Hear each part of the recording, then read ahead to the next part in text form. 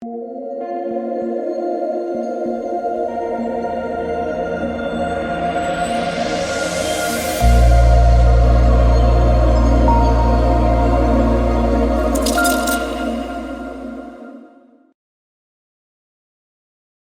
have a wild 11-game NBA slate here on Friday, guys. And before we get into it, we got to recap last night's slate, which you would have thought, oh, a late, 3-game slate, nothing crazy going to happen, right? San Antonio Spurs were on the slate, guys. And you played Kelton Johnson, got popped. Wow, that was, 3-game slate again. I'm thinking, oh, no, it's going to be chill, easy. Just late night, nothing crazy. Away. Now with Popovich on the slate, we get news. Elton Johnson, questionable all day. He's in. Okay, whatever. This is Elton Johnson in. Okay, 5 minutes before lock. Not in the starting lineup. Didn't get ruled out though. I'm like, all right, there's no way he's playing. So I had to pivot off him. I had to scramble. Because I basically had a full stack of that Kings Spurs game, so I had to move a couple things around. I didn't really love the way my lineup ended up, but it did get me onto Ben Simmons, who was one of my favorite contrarian plays. That worked out really, really well. And then we get the Jaden Ivey news, like 10:15. It's like, oh yeah, Jaden Ivey not in the starting lineup. I'm like, is he playing? I'm like looking, like it was just. And then we get news that they change it back to Jaden Ivey starting. How? Like, how is it that crazy of a slate for 3 games? But it was still a good night for me. Frustrating though, because my contrarian plays did really, really well. My 3 favorite contrarian plays in the slate were Ben Simmons, Malik Monk, Ivica Zubac. They all did really well. But the chalk did not. Like my boy Sabonis busted, unfortunately. Trey Jones is popular. He was a bust. Obviously Terrence Davis, and we talked about this too. So I want to touch on that. How I didn't understand the massive ownership gap with Davis and Malik Monk. And in this contest, it was 82% Davis, 11% Monk. Now, I know, right? Terrence Davis was starting. He had a great game last game. But the season, Malik Monk's been the much better player. So, I just didn't understand why. I know Davis is a bit cheaper. I get that. But the ownership should not have been that wide.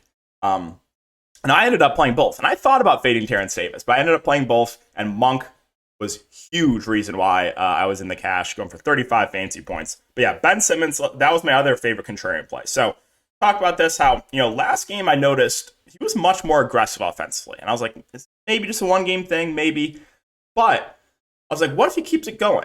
And two, we knew that Nick Claxton was going to be a popular play. So one way to leverage that was to go Ben Simmons, because they're basically playing the same position. Now, they did play a little bit alongside each other. But, a lot of the time, Ben Simmons was playing small ball 5. So I was like, okay, if Ben Simmons comes out and plays really, really well, Claxton chalk is not doing it. And I also was like, okay, Portland likes closing small with Justice Winslow. So I think there's a good chance Ben Simmons closes. He did, unfortunately, fouled out, but still went for almost 50 fantasy points. Ivica Zubac went for 22 rebounds, but didn't get the double-double somehow. But yeah, so that's the recap there, guys. It was a good night overall. Frustrating, though, when the contrarian plays hit and the chalk misses. But yeah, guys, if you are looking for in-depth content, you can check my Patreon linked down below. A lot of different packages and prize picks. Don't forget, they are the sponsor of the video. You can use the code DKDFS for a 100% match up to $100. All right, so let's get into the video. Miami, Washington. We started off with a crazy one here. Miami, no Jimmy Butler, no Tyler Hero, no Oladipo. Dedmon, I believe, is probable. He's questionable, but I think they said he's more on the probable side. Martin said he plans to play, and Bam Adebayo status is up in the air. So let's just say if Bam Adebayo's in. So if Bam Adebayo's in, obviously Bam looks amazing against Washington. No Jimmy, no Tyler Hero, and Kyle Lowry looks really good, right? Those two would kind of run the offense. They would look really, really good. The other starters, so you would see Lowry in the starting lineup with Strus, Martin, Butler, and then they could do a couple different things here. They could go a little smaller and throw Gabe Vincent in the starting lineup. They could go a little bit bigger, maybe throw a guy like Jovic at the 4. Yeah, so they have a few different options. But either way, Miami's a team we're going to want a lot of exposure to. And if Bam Adebayo gets rolled out too, then things get really, really crazy. So yeah, Bam, Lowry look good. Strus, you guys know what the deal is with him. If he knocks down a shots, he can get you there. Martin's kind of fine, but off the bench, I do like, whether he starts or comes off the bench, Gabe Vincent. He's been playing pretty big minutes. I think he's a good value at 4-6. Duncan Robinson probably finds his way into a lot more minutes, especially if Bam Adebayo's out too. He's only 3.2K. Again, Jovic. So like if Bam Adebayo's out, most likely Jovic starts. He played 24 minutes. He kind of split time with Dwayne Dedmon. And then like maybe we can start looking at guys like Jamal Cain, Haywood Highsmith if Bam's out too. So yeah, kind of a wild one to start this slate off of Miami and Washington. Moving on to the Washington side, more easy to talk about here. Basically just Porzingis that I've been interested in. That's about it. If Bam Adebayo plays, downgrade to Porzingis. If Bam's out and you get Porzingis against like Nikola Jovic or Dedmon, then that's a boost to Porzingis. And he's looked really well. He's played really well recently. Had a good game even with Brad Beal out. So I do have some interest in Porzingis, but the rest of the team kind of priced up from when Beal was out. So not much else here. I mean, Deni Avdija has been playing more of late, 30-plus minutes now the last 4 games. I guess he's probably the secondary option I would consider for Washington. Charlotte and Cleveland, so LaMelo Ball is out. Gordon Hayward, Dennis Smith Jr. doubtful, not expected to play. So starting lineup, my guess is you get Rozier, Oubre, McDaniels, Washington, and Plumlee. So Rozier, Cleveland's been solid. So they started the year off really good defensively. Of late, they haven't been that good, but Rozier should be their primary ball handler here without LaMelo and Dennis Smith Jr. not expected to play. So I do like him quite a bit. You guys know what I'm going to say about Kelly Oubre. I played this guy so many times early in the year. Every time he's playing 25 to 30 minutes. But when they're getting more guys back, he's going to start playing 35 minutes a game. Like, you couldn't give me that at the beginning of the year when I would play him at low ownership. But he's going to be like the number 2 offensively. McDaniels most likely starts 4-7. He probably plays 30-ish minutes. He's a good value. Washington's fine. Plumlee has been playing well. This is a big front court against Cleveland. Him and Richards are going to split the center minutes, but you're getting about 30 minutes for Plumlee right now and the rest Richards. And then, I mean, Maladon kind of overtaken Bouknight as the backup guard at 3.9K. He is playable as well. On the Cleveland side, so Jarrett Allen status up in the air. Dean Wade, is he doubtful or questionable? I forget. He's doubtful, so he's not expected to play. If Jarrett Allen's out, I think we have the same starting lineup of Mitchell, Garland, Harris LeVert, Mobley, and Lamar Stevens. So of the top 2 guards, when you have Garland and Mitchell about the same price, I'm going to give the edge to Mitchell over Garland. Mobley, I mean, he's just kind of been frustrated. It doesn't matter who's in, who's out. He's just like kind of there. I mean, he's like a fine play in the mid-range. He does look better when he plays the 5. Kevin Love shifted back to the bench, went back to only 20 minutes. So he's more of a tournament-only play, assuming he continues to come off the bench. I'm not messing with LeVert on this slate. Lamar Stevens, again, started. He has played 30-plus minutes last couple of games. He's fine. Low-usage guy. We can't expect 4 blocks again, but if you need like a salary relief player, you can look to him. You can also look to Chetty Osman. He only played 13 minutes last game, but I wouldn't be shocked if he plays a lot more this game. So he's at least worth a look, I think, off the bench. Milwaukee and Philadelphia also really been pissing me off. Giannis, I played him last couple slates of low ownership. He's giving me like a fantasy point a minute. Come on. Like, I played him last slate at like less than 5% ownership, and you give me 43. First of all, both teams wave the white flag. It's like a 14-point game with like 6 minutes to go. Both teams empty the bench. I've never seen anything like it before. No one runs worse. But yeah, Giannis, whether or not Drew plays is still fine. Drew Holiday, also on my best ball team, been out for a while. Drew's out and Grayson Allen's out. I mean, Jordan Noir's minutes have ticked up a little bit. He played a little bit in that blowout. He's worth a look. Beauchamp has been getting a lot of minutes. He was awful last game. Those guys are at least in consideration. And Javon Carter will play the point guard position. I don't mind him if Drew is out. I mean, he has been playing really well this year. So a little bit interested in some of those secondary options. On the Philadelphia side, Embiid, he went for 100 fantasy points last game. That is insane. He's really starting to turn up here as we get, a little bit into the season. So like Embiid there at the top. Harden out. Tobias Harris now questionable too. If Tobias Harris is out, you got to like Tyrese Maxey. There's a little bit more usage for him. Starting lineup. So they did start Thibault over Melton last game, but if Tobias Harris is out too, I would think they need a little more offense. So I would think that Melton starts and they go Maxey, Melton, Thibault, PJ Tucker, Embiid. But yeah, if there's no Tobias Harris, I would think that you get more minutes for a guy like Yang, who's been playing, somewhere around 15 to 20 minutes on the bench. So he'd be at least worth a look. Maybe we start looking at a guy like Shake Milton who could find his way into more minutes. So Tobias Harris news is definitely important. Orlando and Chicago.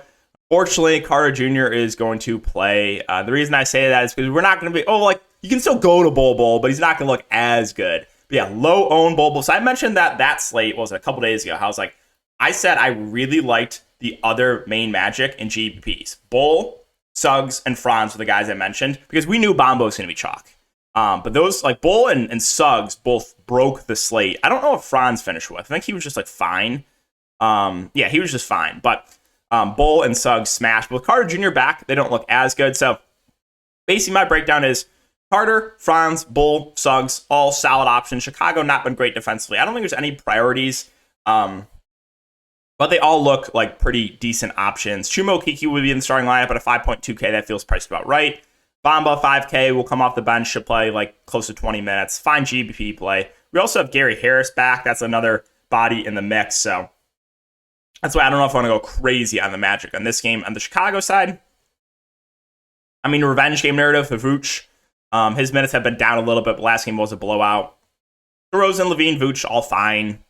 This is just a boring team to talk about. Drummond is always someone in consideration for tournaments. He's a good point per minute guy. If Vooch gets in foul trouble, he finds his way into more minutes. He could smash.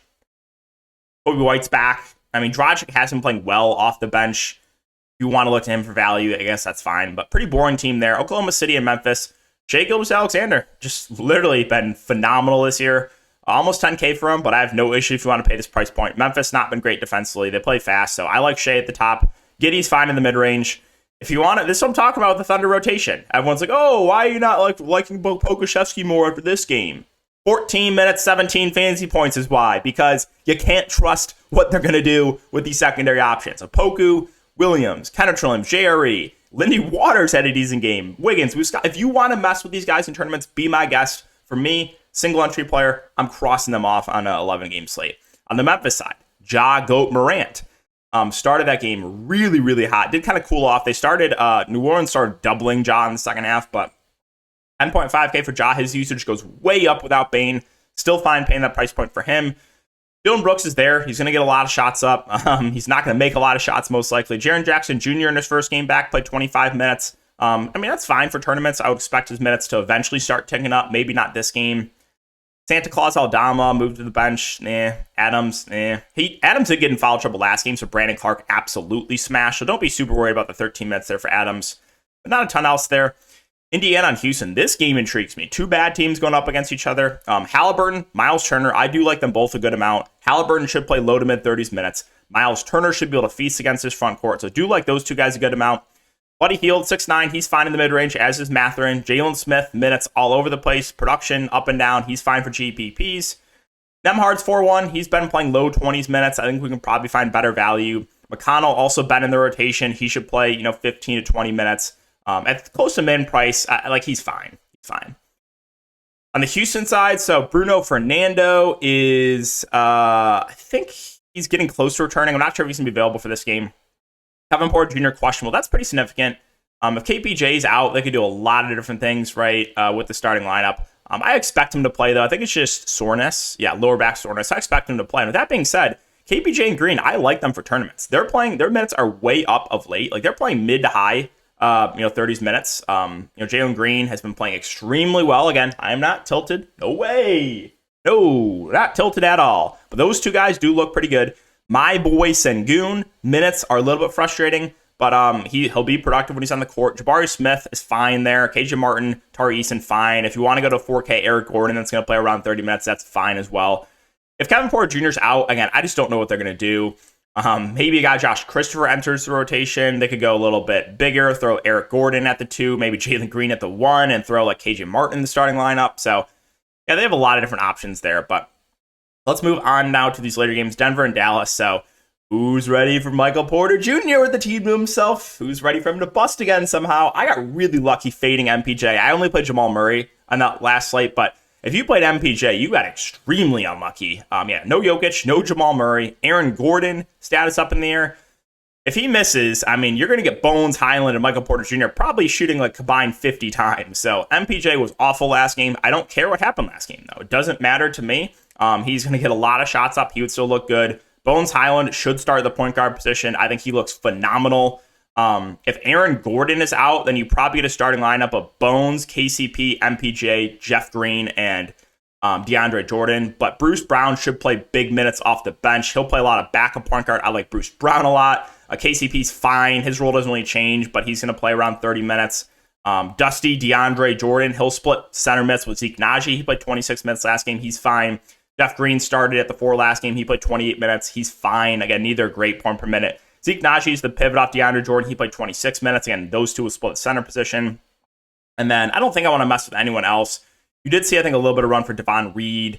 Oh, no, that wasn't last game. But yeah, Christian Braun actually was the guy that did see a little bit of run. But I don't know if I want to go there. So that's Denver. If Aaron Gordon plays, then I like Aaron Gordon. So then I like Gordon, MPJ, Bones. I still like everyone, even if Gordon plays. If he misses, just gonna boost everyone a bit. On the Dallas side, so Reggie Bullock's status up in the air. He's questionable. I expect him to play though. Luka's now back, so kind of takes everyone else for Dallas out of play. Luka, if you have the salary, looks great, but everyone else a little bit overpriced from when Luka was out. So not a ton else. If I had to pick a secondary play, probably would be Tim Hardaway Jr. at 4.5K. Boston, New Orleans, Marcus Smart wasn't at shoot around. His status is up in the air. We do have Malcolm Brogdon back, but he missed the last, I think, 4 games of that hammy injury, so I don't think he'll play full minutes. But yeah, with Brogdon back, you have Derek White kind of priced up a bit. Don't know how many minutes Brogdon himself's going to play. Pritchard's priced up a bit, so I mean, I guess Derek White probably the guard I feel the best about. I just don't know how many minutes. If Brogdon's not on a limit, then I like Brogdon a lot, but I don't know if he's going to play full complement of minutes of his first game back. And then Tatum and Brown both feel priced about right. I think my favorite play on the team would be Al Horford at 5'7". Last game only played 27 minutes. That was a blowout. He should play low 30s. He's been playing a lot better of late. He's been way more involved of late as well. So I do kind of like Al Horford there in the mid-range. Pelicans, Zion status still up in the air. We kind of know what's going to happen here. If he misses, again, you're going to see Trey Murphy in the starting lineup. You're going to see a bit more run for Najee Marshall and more usage for guys like CJ and Ingram. CJ Ingram would look good at 8-3 and 8-1. JV, not going to play a ton of minutes, but will be relatively productive when he's out there. He's going to split time with Larry Nance. Zion being out does not affect Larry Nance whatsoever. So if Zion's in, I would like Nance more because no one's going to play Nance if that's the case. Larry Nance's role doesn't change here. He's going to play the backup 5. It's not like he gets more usage. He's not going to post up Larry Nance. He's a pick and roll guy. He gets his points from dunks. So if Zion's in, I actually might like Nance more in tournaments. Trey Murphy would start if Zion's out. He played 25 minutes last couple games. He would be a solid value. Najee Marshall would see a little bit more run off the bench. You're seeing solid run for Jose Alvarado. Last 3 games, 20-plus minutes. Good defender. So if Zion's in, though, there's really nothing of the main guys that I like there. Phoenix and Utah. Chris Paul, once again, questionable. If he misses, more ball handling for Booker. Campaign's going to look really, really good. Yeah, like them both if Chris Paul's out. Bridges had a phenomenal game last game. You will get that big game from Bridges once every... Well, it's been 2 of the last 4 games. Usually it's once every 5 to 10 games you get a really big Bridges game. So he's fine. Might be a bit overowned. DeAndre Ayton, just there in the mid-range. Torrey Craig, he's been playing good minutes. I think he's a fair value play. I mean, Phoenix is really shorthanded, so they're just giving their starters a lot of run. If Chris Paul's in, then Booker's secondary play, Campaign's out of play. The wings are still fine. Ayton's still fine. On the Utah side, so Utah, no standouts here. Markkanen, fine play at the top. Clarkson and Conley should play around 30 minutes. Olynyk had a really big game last game, but more often than not, him and Vanderbilt both in foul trouble. They're both frustrating rosters, but they both do have ceilings. If you want to take shots on guys like Sexton, Beasley, THT off the bench, you can, but there's no standouts here for Utah. New York and Golden State, so I've been attacking Golden State this year, and yeah, I might continue to do so. So Randall, Brunson, Barrett do all look really, really good. These guys should play 30-plus minutes. Randall had a massive game last game against Denver, so Randall looks good, Brunson looks good. Barrett's been struggling from the field, but if he knocks down his shots, we know he does have a ceiling.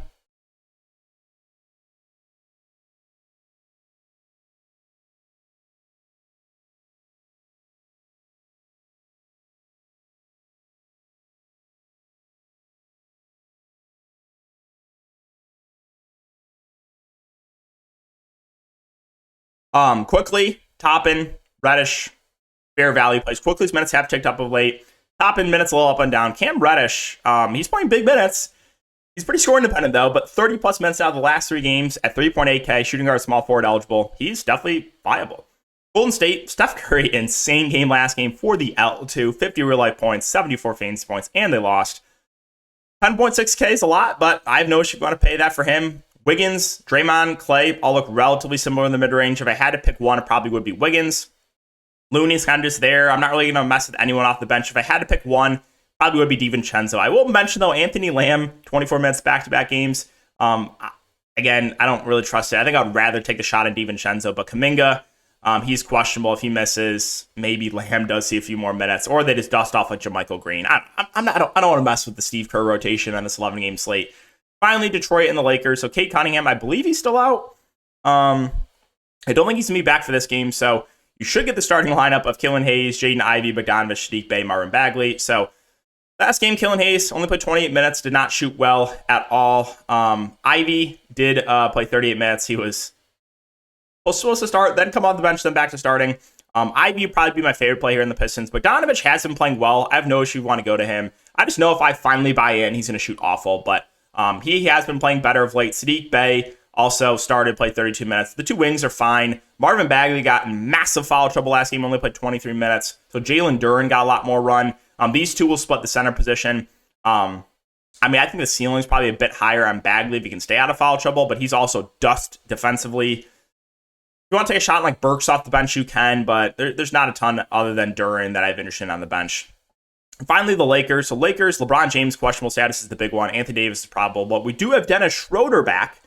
And it was just a thumb. So, I don't know if he's going to be limited at all. So, that really hurts his secondary plays. And if LeBron's back too, it might just be a stay away. So I want to keep an eye on Schroeder to see if he can play normal minutes. I want to keep an eye on LeBron news. I guess if LeBron's out, we can maybe look to AD, Westbrook, maybe Schroeder if he's going to be playing good minutes. But other than that, I don't think I want to mess with these secondary options there for the Lakers. So yeah, guys, that's going to wrap it up the video. Again, if you have been enjoying the content, make sure to like, subscribe, hit the notification bell, and I'll see you guys all in the next video.